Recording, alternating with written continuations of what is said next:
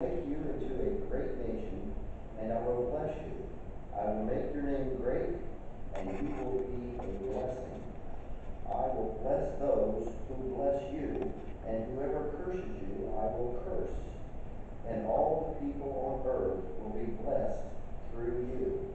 So Abraham went as the Lord had told him, and Lot went with him. Abraham was 75 years old when he set out from Haran.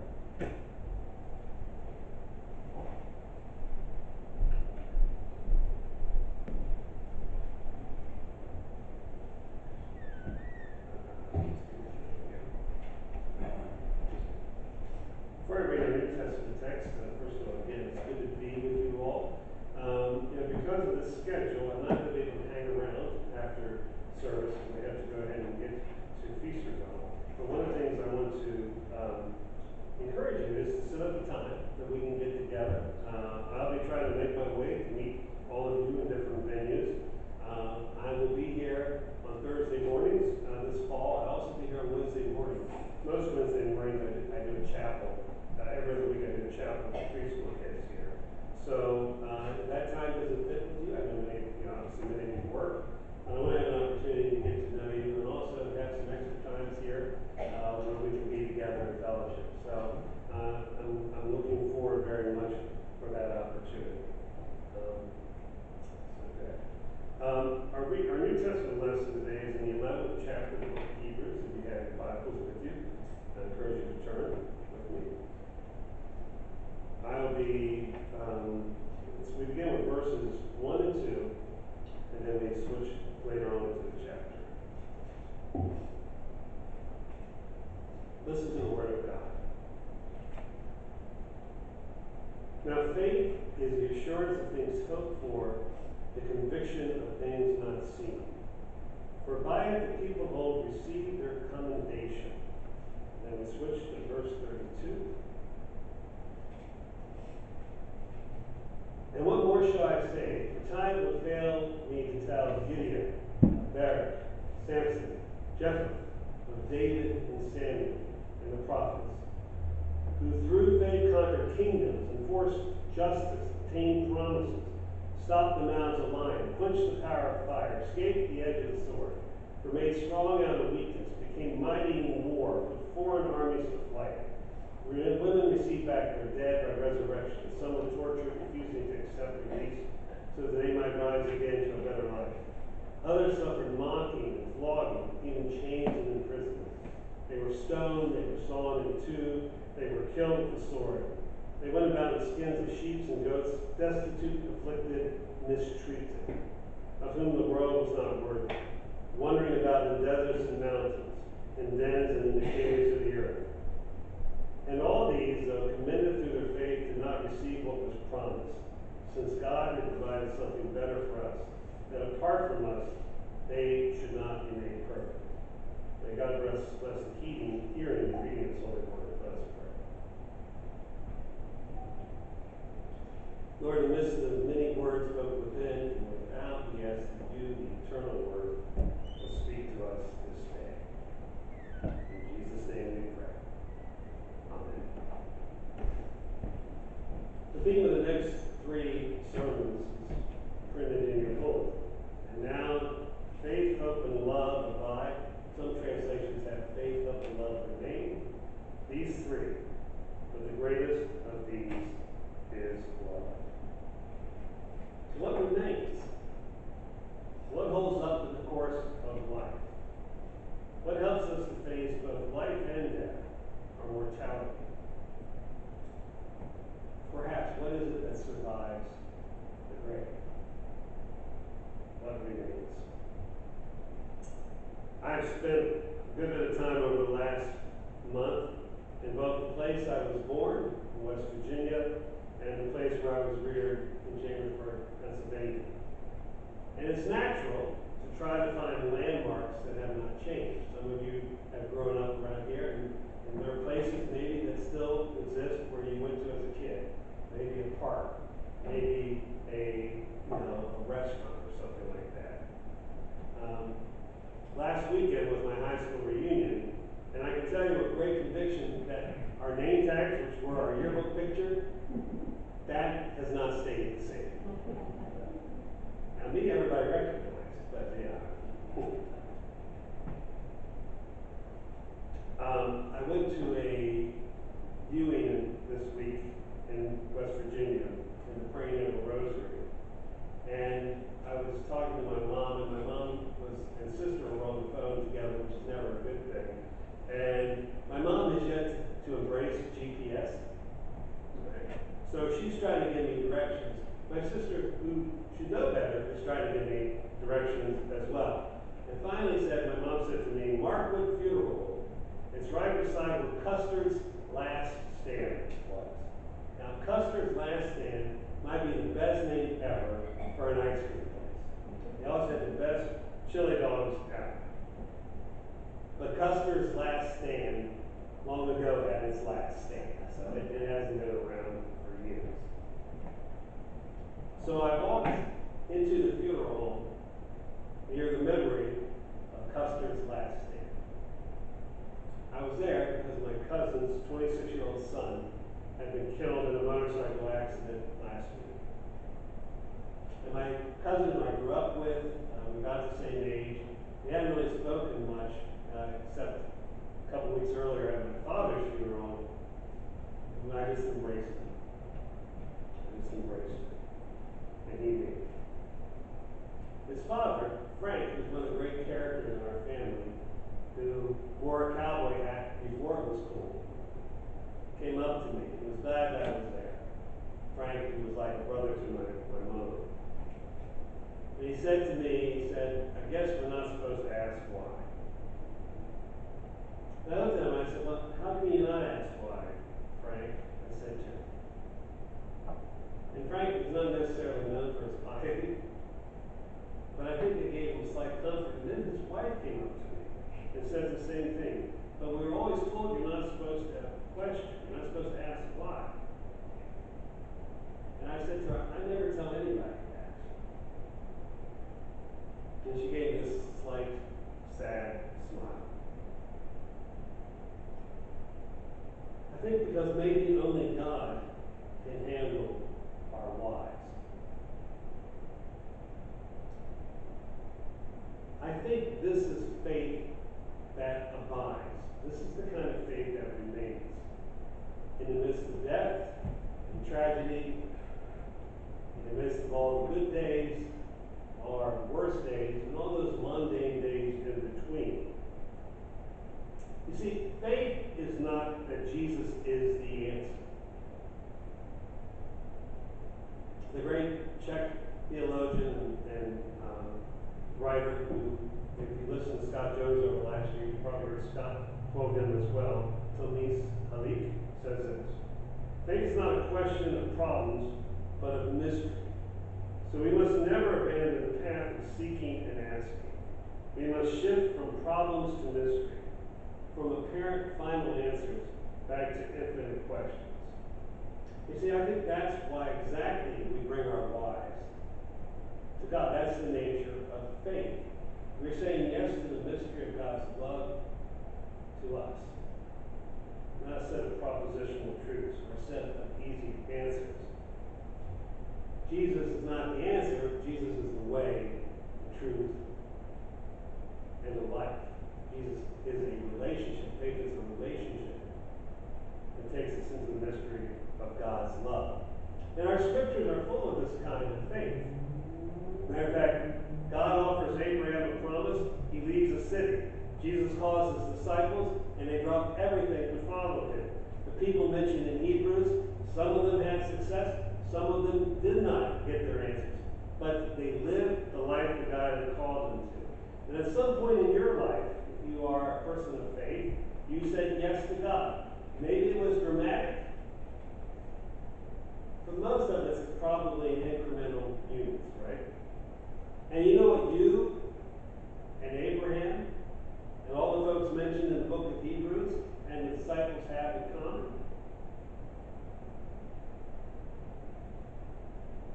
You followed. You said yes. You did something. You moved. That doesn't mean when we say that faith is following, it doesn't mean that you don't trip, right? Because walking includes tripping, following includes stumbling. It means sometimes we get off the trail, sometimes we get lost, sometimes we stop because we're tired or we're stubborn. Sometimes we fail. But faith is following. And faithful people make their mistakes in motion. And simple mistakes are why we say our prayer of confession. But tripping, mistakes, doubt, getting lost, getting bored, getting angry, getting disillusioned on the journey, that's all part of faith.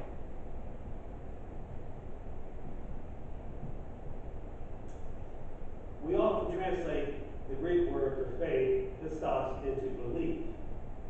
But part of the trouble with that is, particularly those of us in the Reformed tradition, we tend to immediately go to kind of cognitive, that faith is something we think. But really, if you were going to properly translate the Greek, it's always in an active verb, so it's really faithing. Okay? To be a follower of Jesus is not to believe in Jesus as much as it is to have faith in him. I mean, it's something that we're doing, we're active in. It's something that we struggle with, we hold on to, we sometimes slip up. It's something that holds on to us.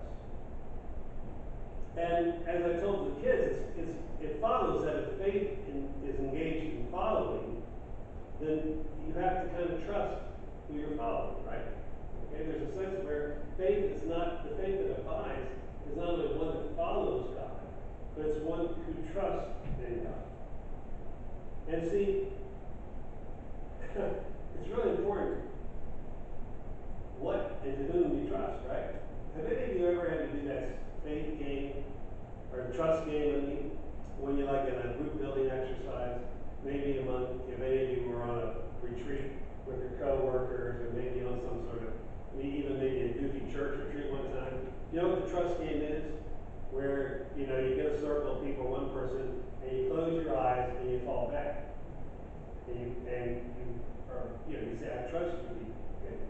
How many of you have ever seen that go terribly wrong?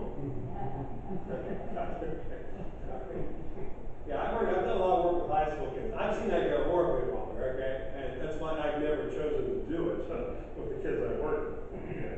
Nor did I ever choose to fall into the arms of the kids I work with. I love them, didn't trust them. So it matters who we trust, right? It matters. And we need to decide whether or not God is trustworthy.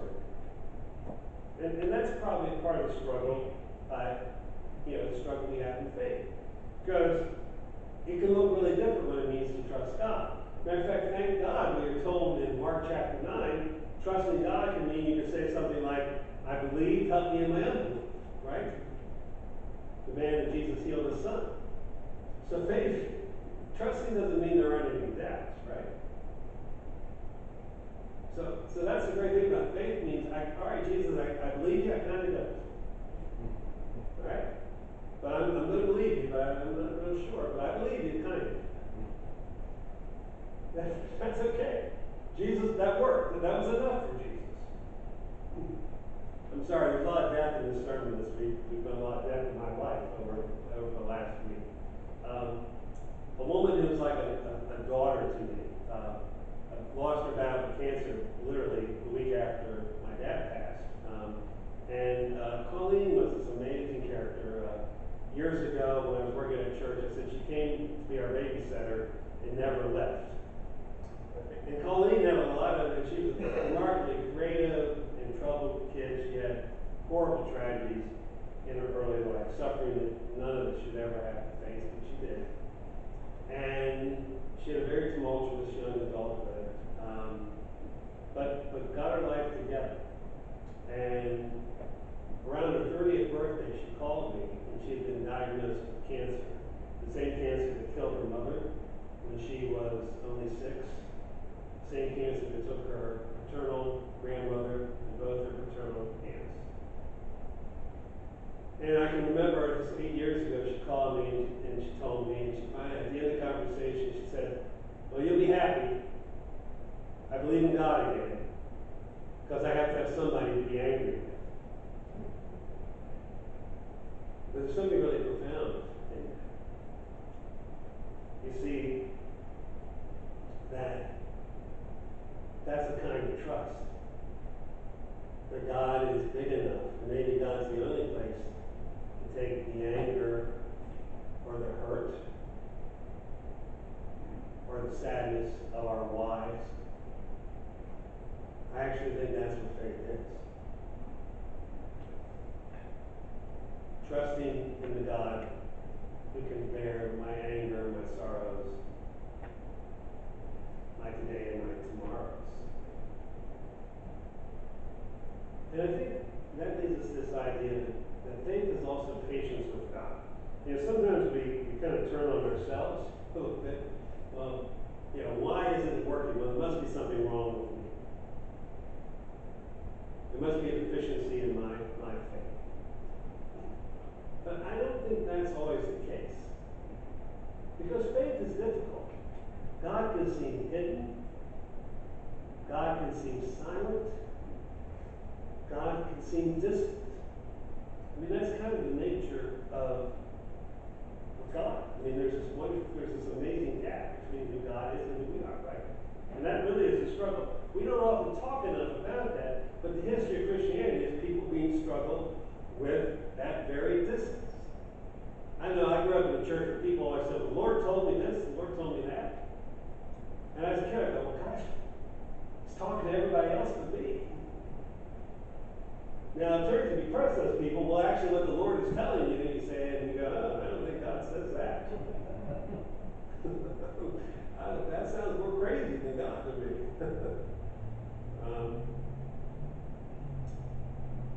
But I think faith is having patience with God. That's really what the story in Hebrews is about. Because if you notice, it switches in the middle.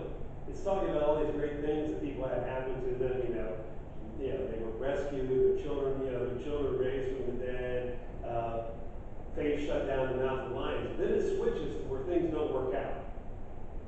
And at the end, it's people getting sawed in two, flogged, beaten, and tortured, and having to run around in hairy clothing. That doesn't sound like success to me. And it's purposeful. The writer of Hebrews purposely does that. In other words, whether or not it works out well for you, or whether it doesn't, that's not the nature of faith. For instance, everybody that Jesus healed died. It wasn't permanent. It wasn't a permanent fix. And so I think patience with God, maybe also patience with each other, patience with yourself, is an important part of faith. St. Teresa of Lisieux, the little flowers, and unfortunately about her, so often a lot of popular Catholic piety is all kind of mushy and sweet around her. She was a lion-hearted young person. She died when she was 26. In the last days of her life, she didn't have any consolations. She didn't feel God's presence with her. Matter of fact, she said, I have a night of nothingness. I no longer believe in eternal life, and there is nothing beyond this mortal life. In other words, it didn't feel like it was going to be a heaven. She didn't feel she was dying. Anything else was going to happen. She had lost her faith. But what she didn't lose was her patience with God. And she says, instead of believing, I'm going to love. She says, to accept even the strangest thoughts. I think a lot of times in our faith journeys, we think everyone else around us is having these wonderful consolations. Everyone around us has certainty. Everything's going great for everyone around us, and I'm the only one who struggles. That's just not the case.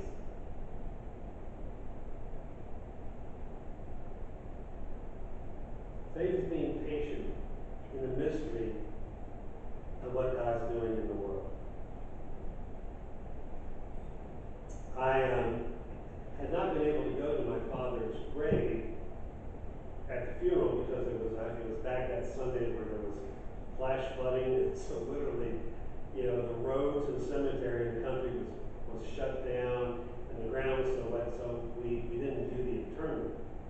So when I was back to West Virginia this past week to go to my cousin's funeral, I drove after being with that family. As it was getting dark, I went to the little country church where my father is buried. I remember as a kid, he knew where he was going to be buried for years, and he said, I like this spot because I like the view. And I said, well, that would really help you a lot, Dad, when you die. The view doesn't matter, but there was some wisdom because it's a great view. And I'm standing there, and behind it is the one-room schoolhouse where my great-grandfather had taught, and where my grandfather and grandmother had gone to school. Up on the hill is where, you can't see it, but it's where my dad had a little cabin, which was part of the land that had once belonged to my great-grandfather. I was beside this beautiful field, and I could see across the creek where my grandparents had lived, and had a lot of memories there. And I'm surrounded, as I stand at this grave, with my family members who have gone before me. My dad was a great outdoors person. He loved hunting. Matter of fact, I think there's no one in the United States that had more deer clothing than my dad. My dad had deer on t-shirts, on the wall, a lot of dead deer heads in the basement. Anybody want any of them, let me know. We have one. He liked deer. He enjoyed the outdoors. And so I'm there at the grave, just having my moment, because everything's been so crazy. I really haven't had time to breathe. And I'm there, and there's some foxes calling. It's just a beautiful scene. And as I'm at the grave, having words that I needed to have for myself, I suddenly hear the snort behind me. And I turn around, and there's a deer, big deer. And it looks at me, I look at it, and it just goes hopping into the woods. Now, I don't believe in animal spirits. I don't believe in signs per se, that there's something magical happening there. But words are symbols that we attach to mysteries. In a few minutes, we're going to be attaching words to this sacrament, the mystery of God's grace. And as I was standing there, and as I saw this deer, I had a comfort that in the midst of all the uncertainty of life, in the midst of all the losses of life, that faith means that I submit patiently to the meaning God is going to give to my life.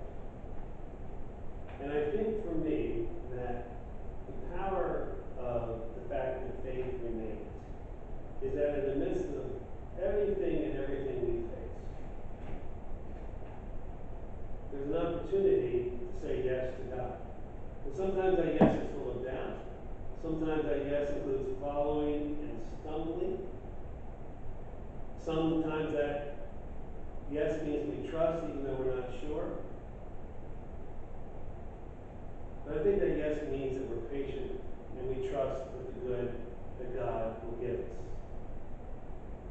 As a friend of mine once said, we don't always get the miracle we ask for, but we get the miracle of God's love when we need it the most. I think faith is waiting precisely for that miracle. In the name of the Father, Son, and the Holy Spirit. Amen and amen. Let's stand together and proclaim what we believe in the words of the Apostles' Creed.